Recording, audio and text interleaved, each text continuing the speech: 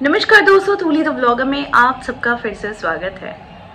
जब चारों तरफ से निराशाएं हाथ लगती है तो हम बहुत टूट जाते हैं और जिसका रीज़न होता है कि हम हर लोगों से या फिर हर रिश्तों से दूरी बनाना शुरू कर देते हैं।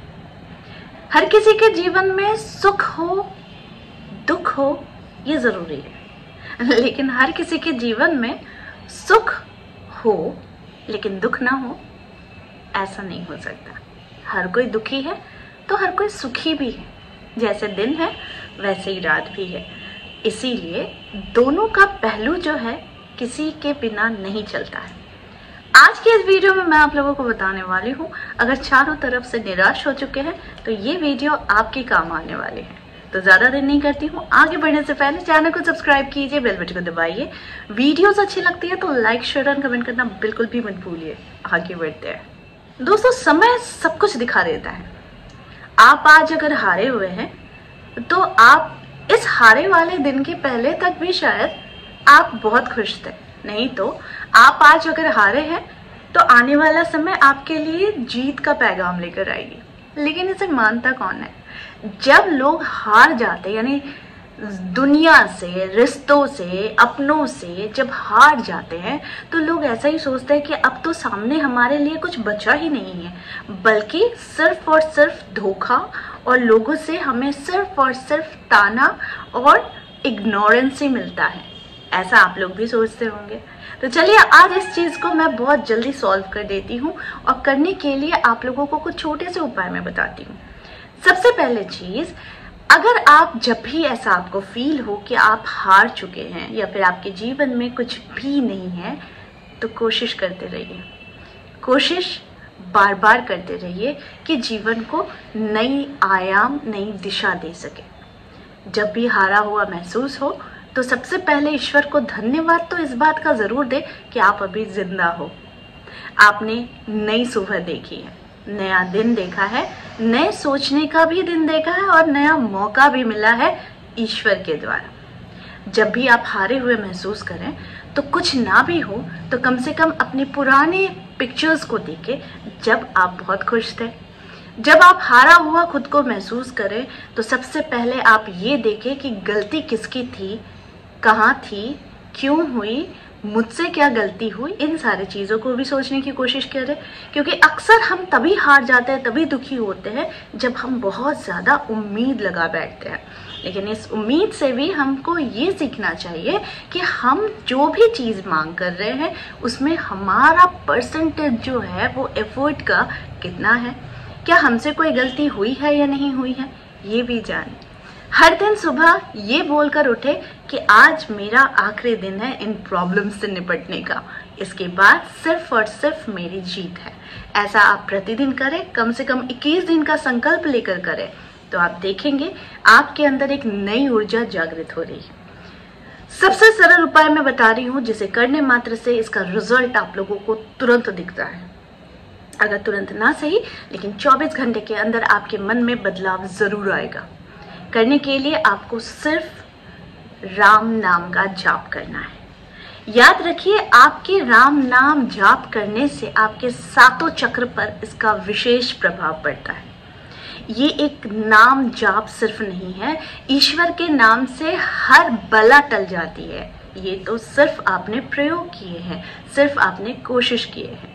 प्रतिदिन राम नाम के जाप से लाखों करोड़ों का फायदा होता है, सिर्फ रुपयों में नहीं बल्कि आपके फलों में यानी कर्म के फलों में भी। ठीक है, तो यानी कि जब आप ईश्वर का नाम जाप करते हैं तो आप अपने पापों को नष्ट कर रहे होते हैं और शुभ फल को कलेक्ट कर रहे होते हैं। ये बहुत इम्पॉर्टेंट है। और ये राम नाम का जाप मैं इसलिए कहती हूँ क्योंकि अक्सर देखा जाता है कि लोग जब डिप्रेशन में आते हैं तो वो ईश्वर से सबसे पहले कटना शुरू कर देते हैं। उन्हें ईश्वर पर उस वक्त श्रद्धा नहीं होती है और वो ईश्वर से दूरी बनाने लगते हैं। लेकिन एक सिर्फ राम नाम के जाप से आप अपनी खोई हुई ऊर्जा को फिर से वापस ला सकते हैं। राम नाम का जाप अगर आप प्रतिदिन 108 बार करते हैं तो आप इसका चमत्कार खुद ही देखेंगे बहुत जल्द। दूसरी बात, आप अपने सपनों को लिखने की एक हैबिट कीजिए।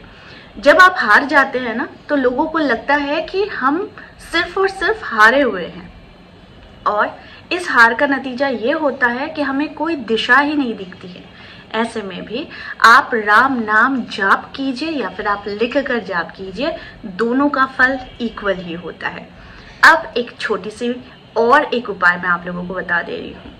जब भी परेशान हो लेकिन आपके सपने बहुत बड़े हो, यानी जब सपना हमारा पूरा नहीं होता है तो हमारा मन उदास हो जाता है और हम इससे तनाव में जीने लग जाते हैं। तो सबसे पहले एक डायरी ले, मेरी तरह मैं लिखकर बहुत कुछ मैनिफेस्ट करती हूँ, और अपनी मन की ऊर्जा तो खैर है ही। आपको एक डायरी लेना है, डायरी और पेन लेना है। हमेशा याद रखिए, राम नाम को लिखने के लिए आपको पेन या तो ग्रीन या तो रेड का यूज करना है, ठीक है। अपनी कोई भी विश है उसे उस डायरी में लिखिए और उसके नीचे आप राम राम राम राम लिखते रहिए। मैंने ये टेक्निक आप लोगों को गायत्री मंत्र के साथ भी बताया था।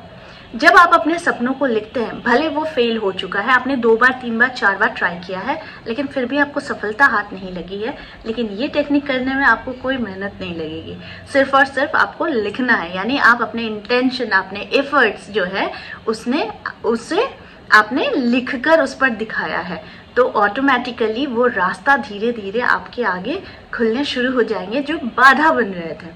तो आपको अपने डायरी में सिर्फ अपने विश लिखना है और लिखने के बाद राम राम राम राम लिखना है या फिर गायत्री मंत्र लिखना है।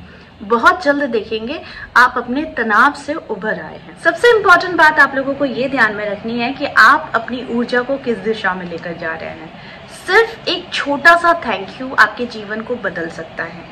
मंत्र जाप से भी ज्यादा पावरफुल होता है कि आप धन्यवाद देते हैं ईश्वर को, क्योंकि ईश्वर ने आपको बहुत कुछ दिया है, वो भी बिना शुल्क के, यानी निःशुल्क है। ईश्वर को धन्यवाद देने के लिए आपके पास बहुत कुछ है, क्योंकि ईश्वर ने आपको नया दिन दिया, ये इतना बड़ा खुला आसमान दिया है जिसमें जो भी मांगोगे, जो भी कहोगे, जो भी अपने दिल की इच्छा है कहोगे, वो सुनने के लिए वो आसमान है, ईश्वर है। ईश्वर से अच्छा प्राकृतिक दोस्त कोई आपका हो नहीं सकता।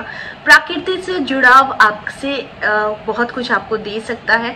तो इसीलिए जीवन में किसी भी चीज को अगर पाना है तो ईश्वर का नाम जाप कीजिए। अगर आपको मंत्रों में कोई भरोसा नहीं है तो आप सिर्फ ईश्वर का नाम जाप कीजिए, इससे भी आपको बहुत फायदा होगा।